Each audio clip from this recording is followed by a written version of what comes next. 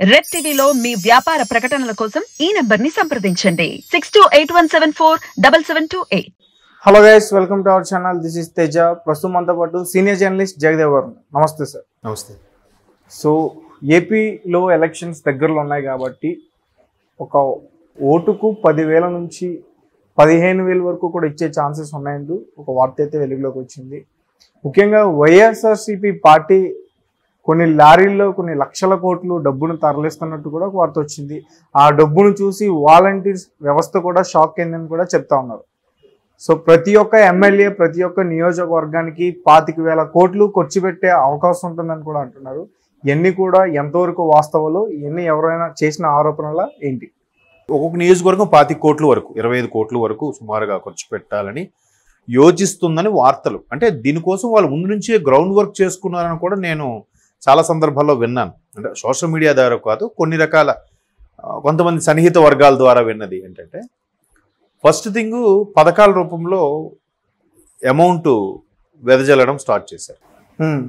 So ఈ పథకాలన్నిటికీ కూడా ఎవరి ద్వారా పెట్టిస్తే బాగుంటుంది?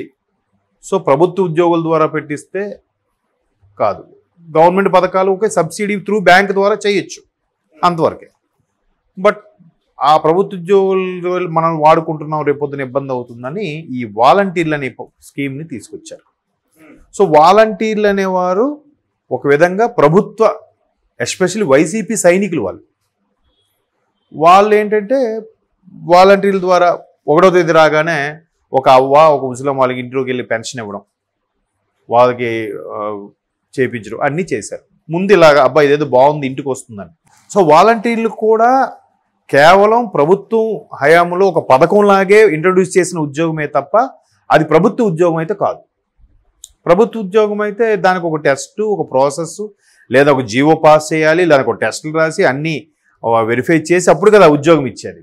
ఇప్పుడు అలా చేయొచ్చు కదా, అలాగా చేయలేదు. అలా చేస్తే మినిమం స్కేల్ ఇవ్వాల్సి ఉంటుందిగా, అది లేదు. కేవలం వీళ్ళకి కొంతవరకు ఇట్లా ఇచ్చేసి ఒక 5,000 రూపాయలు లేదా 8,000 రూపాయలు భృతిగా ఇచ్చి చేస్తున్నాం. మొదట్లో వాలంటీర్లు చేసింది ఏముందని కూడా అన్నాడు ఒక అనేక సందర్భంలో ఆయన. అప్పుడు చాలామంది వాలంటీర్లు హట్ అయ్యారు, ఎదురు తిరిగారు. మళ్ళీ అది అలా మనలో జనరల్గా మానవ సహజం మర్చిపోతుంటాం. సో వాలంటీర్ని బాగా ట్యూన్ చేసుకొని వాళ్ళని ఒక గూఢాచారులు గాను, వాళ్ళని ఒక సైనికులు గాను వాడుకునే ప్రయత్నం కూడా చేశారు, చేస్తున్నారు. సో వాళ్ళ ద్వారా చేయనప్పుడు వాళ్ళు కూడా ఎలా ఉంటుందంటే, ఇప్పుడు అందులో వాలంటీర్లు కూడా కొంతమంది నేను విన్నది, ఇప్పుడు ఒక అవ్వకి ఒక 2,500 పెన్షన్ వచ్చింది అనుకో, అవ్వ ఎంతో 100-200 ఇవ్వచ్చు కదా అని అంటే, సరే ఇంటికి వచ్చేస్తున్నాడు, ఏదొచ్చినా ఫ్రీగా వచ్చింది కదా అని ఆ అవ్వ తీసుకొని 200 ఎంతో అడిగిస్తుంది. ఇప్పుడు 100 రూపాయలు ఇచ్చింది అనుకుందాం.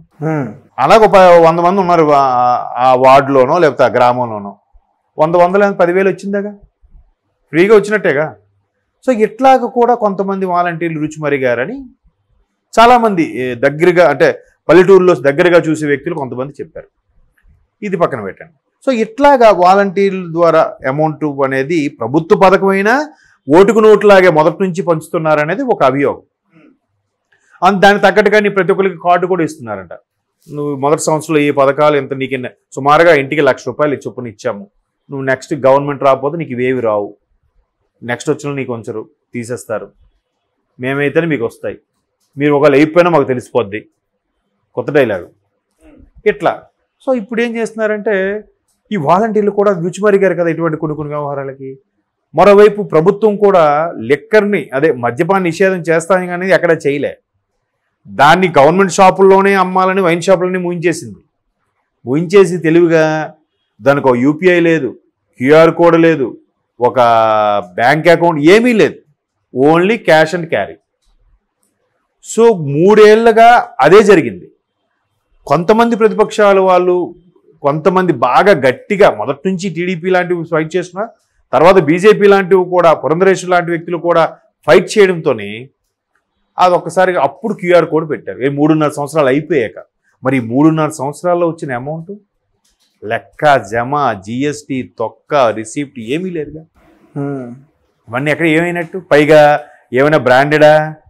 ఒక్క బ్రాండెడ్ లేదు. మొన్న ఒక ఫ్రెండ్ అదే అన్నాడు, జగన్మోహన్ రెడ్డి అన్ని మాట నిలబెట్టుకున్నారు ఆయన, నేను మద్యపాన నిషేధం కంప్లీట్గా చేస్తామని చెప్పాడు ఆయన కదా, చేశాడు అన్నాడు. ఎలా చేశాడంటే ఆయన ఏమన్నాడు, మనం జాగ్రత్తగా అబ్జర్వ్ చేయాలి, మద్యపాన నిషేధం అన్నాడు. ఏంటి, అప్పుడున్న బ్రాండ్లు నిషేధించాడు ఆయన, వేరే బ్రాండ్లు తెచ్చాడు కదా, మరి నిషేధం అయినట్టే కదా అన్నాడు. చూడండి, అంటే ప్రజల్లో కూడా ఒక రకమైన వెటకారం ఎక్కువైపోయింది. సో అలాగా ఏవేవో అంట, స్పెషల్ స్టేటస్ అంట, అదేదో వచ్చాయి కదా ఆ మధ్య ట్రోల్స్లో కూడా. సో అటువంటి వాటికి 100 రూపాయలు 50 రూపాయలు పెట్టాల్సిన వాటికి 200 300 ఛార్జ్ చేయడం అంటే ఎంత బెనిఫిట్, ఎంత లాభము. దానివల్ల చాలామంది లివర్లు పోయాయని, ఆరోగ్యాలు పాడైపోయాయని కూడా చాలా వార్తలు వచ్చాయి. అవి ఏవి అనవసరం అయ్యిందా. సో ఈ అమౌంట్ అంతా ఎక్కడికి వెళ్ళింది? సో అదొకటి ఉంది. నెక్స్ట్, పథకాల పేరుతో 1,60,000 కోట్ల రూపాయలు పంచారు అని అంటున్నారు, కానీ లెక్కల్లో చూపించేది 90,000 కోట్లే. అంటే మిగతా 70,000 కోట్లు ఏమైనట్టు? సో అక్కడ కూడా కొంత పక్కన పెట్టారు. సో అది ఈ లెక్కర్ది, ఇసుక ర్యాంపులు, ఇన్నింటి మీద ఈ అమౌంట్ అంతా ఎవరి దగ్గర ఉంది? రేపు పొద్దున ఎవరైనా ఎన్నికల్లో ఖర్చు పెట్టాలంటే ప్రతిపక్షాలకి పోటీ చేయడానికి కానీ, వాళ్ళకి ఎదురుగా ధీటుగా తిరిగి డబ్బులు పంచడానికి కానీ వీళ్ళకి ఆస్కారం లేదు. ఇంకా అంత అమౌంట్ ఉన్నప్పుడు ఖచ్చితంగా మనిషికి 10,000 ఇచ్చే ఛాన్సెస్ కనిపిస్తున్నాయి కదా. వాళ్ళు 10,000 ఇచ్చినప్పుడు వాలంటీర్కి ఏమి ఇస్తారు? వాలంటీర్ల ద్వారా మళ్ళీ పంచాలి. ఎందుకంటే స్థానికంగా అన్ని విషయాలు తెలిసినోడు వాలంటీర్ ఒకడే. ఏ ఇంటికి వెంటనే టీడీపీ కూడా పలానా ఇంటికి వస్తే ఇన్ఫర్మేషన్ వెళ్ళిపోతుంది స్థానిక ఎమ్మెల్యేకి, సార్ పలానా ఇంటికి టీడీపీ వచ్చాడు, మనం వాళ్ళు వెంటనే వాళ్ళు వెళ్ళిపోయామంటే వాలంటీర్, మీ ఇంటికి టీడీపీ వాళ్ళు వచ్చారు మాకు తెలుసు, ఎమ్మెల్యే గారికి తెలిస్తే బాగోదు, మీకు పథకాలు ఆపేస్తారు అని బెదిరించడం. పలానా ఇంటికి జనసేన వాళ్ళు వచ్చారు, మన జనసేన కార్యకర్త మీ దగ్గరికి వచ్చి వెళ్ళారు కదా, మీరు అటువైపు మొగ్గు చూపారంటే మీకు ఈ పథకాలు రావు.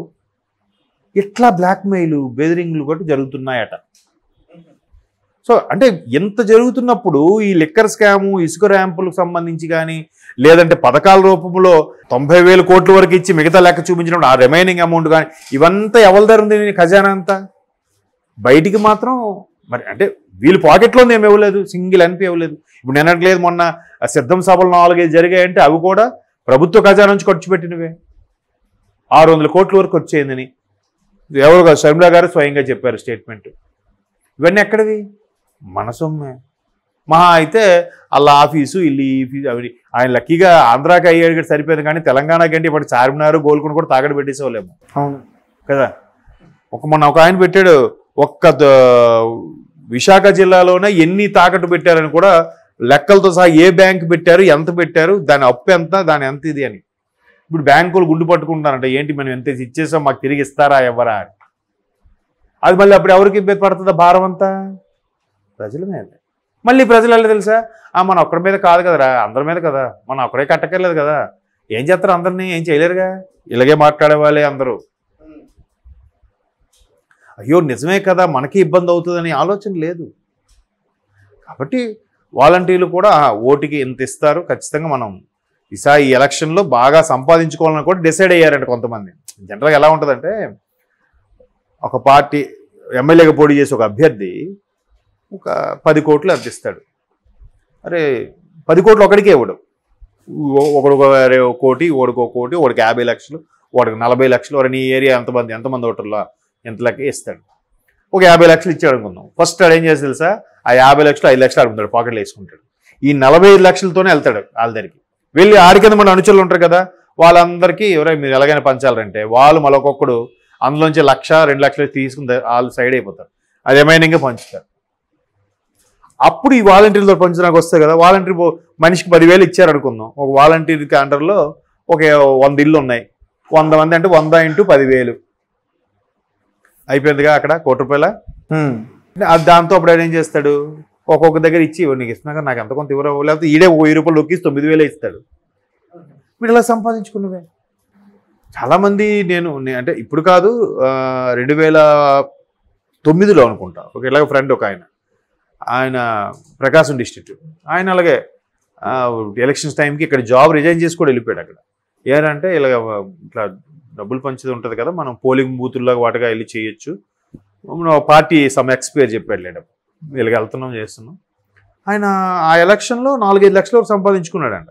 అందుకే జాబ్ మానేసి వెళ్ళిపోయాడు.